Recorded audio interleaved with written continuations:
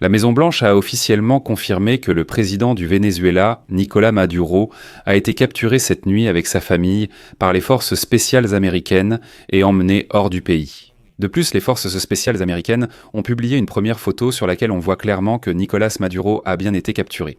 Dans la nuit du 3 janvier, l'armée américaine a lancé une attaque contre Caracas, capitale du Venezuela.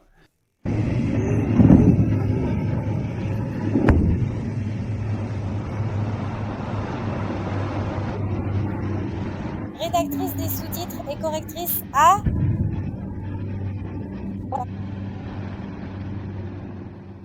Des hélicoptères militaires de l'armée américaine ont été aperçus dans le ciel, et on suppose qu'ils ont évacué Nicolás Maduro du pays, mais juste avant l'opération visant à capturer Maduro. Les militaires américains ont lancé des frappes aériennes sur le territoire du Venezuela après plusieurs mois de préparation, période durant laquelle le porte-avions USS Gerald Ford, plusieurs navires de guerre, de nombreux avions militaires et environ 15 000 soldats ont été déployés dans la mer des Caraïbes. On sait que plusieurs bases militaires à Caracas et près de la capitale ont été touchées par des frappes de missiles, y compris celle où se trouvait le haut commandement militaire du pays. L'aéroport international ainsi que la résidence de la vice-présidente Delcy Rodriguez, qui selon la constitution vénézuélienne doit prendre les rênes du pouvoir en cas d'élimination ou de départ de Maduro.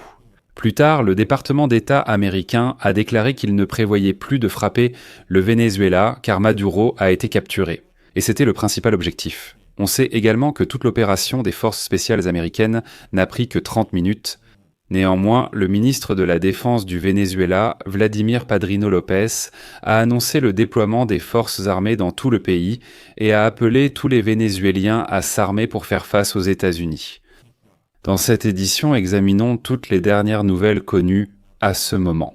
Je m'appelle Alexei Pecci, discutons ensemble de ce sujet, mais avant de commencer, je vous demande de vous abonner à cette chaîne, de liker cette édition et de laisser n'importe quel commentaire sous cette vidéo. Cela aide énormément à promouvoir le contenu sur YouTube, je vous en serai très reconnaissant. De plus, abonnez-vous à ma chaîne Telegram Pecci News, le lien se trouve dans la description de cette vidéo. Là-bas, nous publions des actualités en temps réel dès qu'elles arrivent.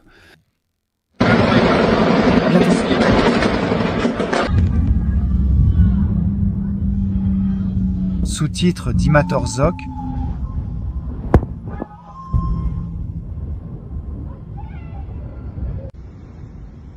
Sous-titre d'Imatorzok.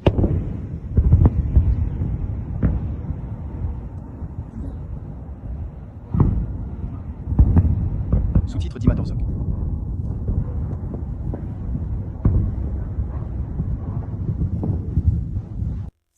Ainsi, les États-Unis d'Amérique ont mené avec succès une frappe de grande envergure contre le Venezuela, a déclaré le président américain Donald Trump. Selon lui, le dirigeant de la République du Venezuela, Nicolás Maduro, ainsi que son épouse, ont été capturés et emmenés hors du pays. Trump a ajouté que l'opération a été menée conjointement avec les forces de l'ordre américaines.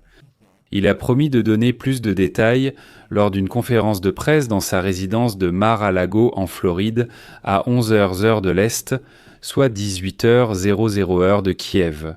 Et ici, je rappelle qu'en 2020, déjà Maduro avait été accusé par un tribunal américain de prétendu narcoterrorisme. Comme rapporté, le président vénézuélien Nicolás Maduro a été capturé tôt samedi matin par des membres de la Delta Force. C'est l'unité spéciale la plus élevée et la plus élite des forces armées américaines, composée de soldats d'élite. L'unité britannique Delta a également été responsable de l'opération de 2019, qui a abouti à la mort de l'ancien chef de l'État islamique, Abu Bakr al-Baghdadi. L'opération de l'armée américaine a commencé lorsque les militaires américains, dans la nuit du 3 janvier, ont commencé à lancer des frappes aériennes sur le territoire vénézuélien après plusieurs mois de préparation. Comme vous le savez, une immense armada s'est rassemblée dans la mer des Caraïbes.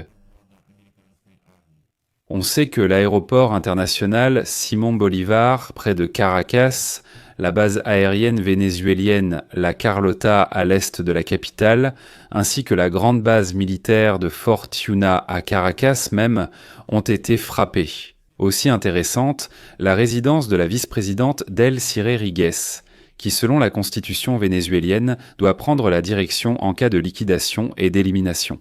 Autrement dit, les Américains ont tenté de paralyser complètement le fonctionnement de l'État. Le commandement militaire est visé, l'aéroport qui aurait pu être utilisé pour la fuite est également visé. Eh bien, et la vice-présidente ne pourrait soi-disant pas prendre le contrôle après la frappe contre sa résidence. Autrement dit, au moins provoquer la peur. Mais les Américains ont réussi. Comme il est indiqué, c'est précisément le président américain Donald Trump qui a donné l'ordre de frapper des cibles sur le territoire vénézuélien, y compris des installations militaires. D'après le New York Times, avant les frappes, Donald Trump a réuni le Conseil de sécurité nationale à Mar-a-Lago, où il tiendra aussi une conférence de presse. Quelques heures plus tard, des vidéos sont apparues confirmant l'attaque des Américains contre Caracas. Dans la nuit du 3 janvier, de nombreuses explosions ont retenti dans la capitale vénézuélienne, Caracas. Elles ont été entendues dans la zone de la base militaire de Fort Yuna, où se trouve le quartier général du ministère de la Défense et du Commandement. On pouvait également voir des colonnes de fumée au-dessus du quartier de La Carlota, où se trouve la base aérienne du généralissime Francisco de Miranda. Des témoins ont également rapporté que les explosions continuaient encore le matin et que le quartier sud de la ville, près de la grande base militaire, était complètement privé d'électricité. Le président du Venezuela, Nicolás Maduro, a eu le temps de déclarer l'état d'urgence dans le pays et a ordonné de mettre en œuvre tous les plans de défense nationale conformément à l'article 51 de la Charte des Nations Unies. C'est ce qu'indique le communiqué du gouvernement vénézuélien. Et l'article 51 est l'article sur la légitime défense. Mais ce qui est également révélateur, c'est que le gouvernement vénézuélien a appelé tous ses partisans à descendre d'urgence dans la rue au moment même de l'attaque des Américains. Je cite « tous dans la rue ». Bolivarienne. Le gouvernement appelle toutes les forces sociales et politiques du pays à intensifier les plans de mobilisation et à rejeter cette attaque impérialiste. L'administration fédérale de l'aviation civile a publié une notice to airmen, interdisant aux avions américains d'entrer dans l'espace aérien du Venezuela à toute altitude. Des vidéos montrant des hélicoptères cargo-hélicoptères 47J Chinook des forces spéciales américaines survolant la République ont aussi circulé en ligne. D'après les vidéos que j'ai pu étudier, j'ai compté 9 hélicoptères de l'armée américaine qui sont directement entrés dans Caracas et ont débarqué des forces spéciales pour capturer Nicolás Maduro.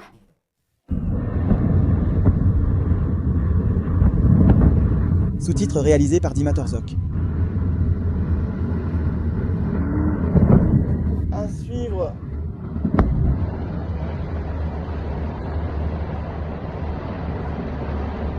Maman, quel truc de fou! Moscaï, regarde cette merde. Ils ont tout fait exploser là-bas. C'était violent. Toi, tu n'exploses pas. Merde, mec, ses cheveux ont pris feu et tout ce bordel.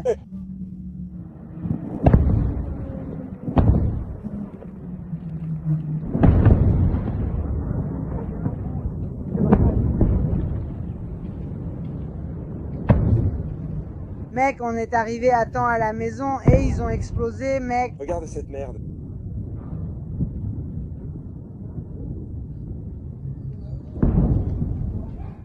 Au moins 10 sites à Caracas ont également été attaqués, y compris la base navale de La Guaira, au nord du pays. Et là, je vous rappelle, se trouve l'Académie de la marine vénézuélienne. Les forces aériennes vénézuéliennes ont fait décoller en urgence des chasseurs Su-30 vers le palais présidentiel de Miraflores, ont commencé à rassembler des véhicules blindés, mais ils sont arrivés trop tard. Maduro n'était déjà plus là.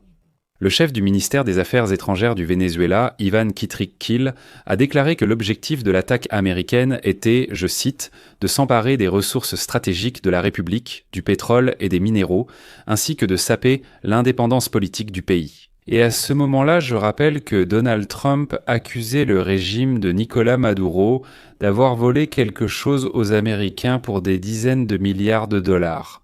Et j'ai expliqué en détail de quoi il s'agissait dans une émission séparée sur cette chaîne YouTube. Donc, n'hésitez pas à aller sur la chaîne et regarder absolument cette vidéo pour être au courant de tout le contexte de ce qui se passe. Je rappelle que Donald Trump avait déjà promis à plusieurs reprises une intervention terrestre au Venezuela pour tenter de pousser Nicolás Maduro à quitter le pouvoir. Les forces armées américaines prévoyant de lancer cette opération le 25 décembre, c'est-à-dire à Noël catholique, mais ensuite les délais ont été repoussés.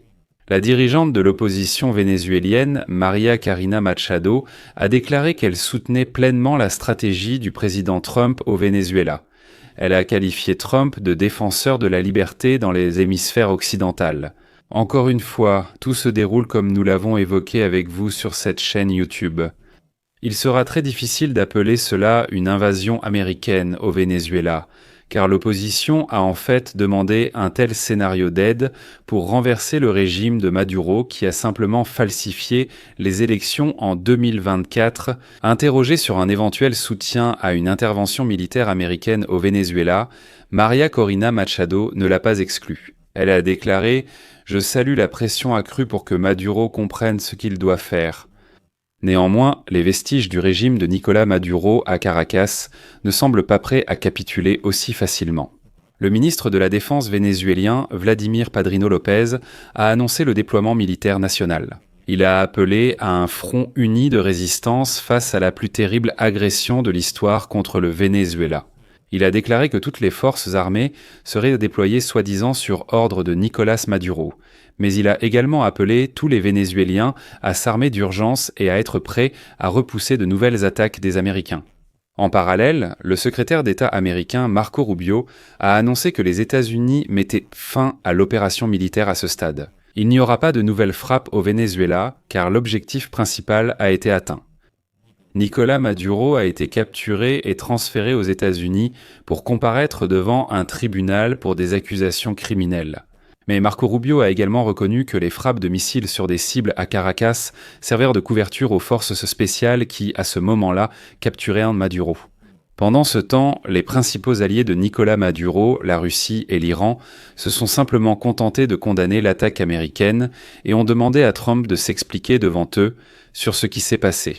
L'Iran a condamné l'attaque, la qualifiant de violation flagrante de la souveraineté nationale et de l'intégrité territoriale du Venezuela, tandis que le ministère des Affaires étrangères de la Russie a accusé les États-Unis d'actes d'agression armée contre le Venezuela. Et je vais maintenant citer. Cela suscite une profonde préoccupation et mérite d'être condamné. Les prétextes utilisés pour justifier de tels actes ne sont pas fondés.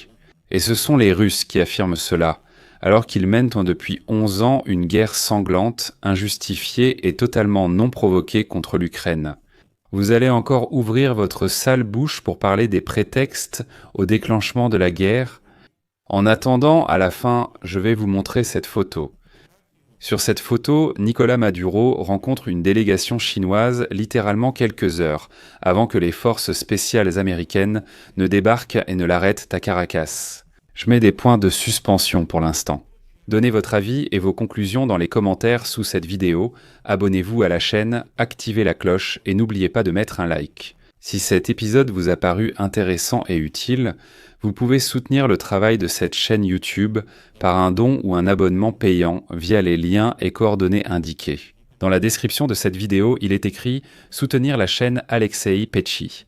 Choisissez le format qui vous convient le mieux. Je vous serai reconnaissant pour tout soutien de votre part. C'est tout pour aujourd'hui. Prenez soin de vous. Au revoir à tous.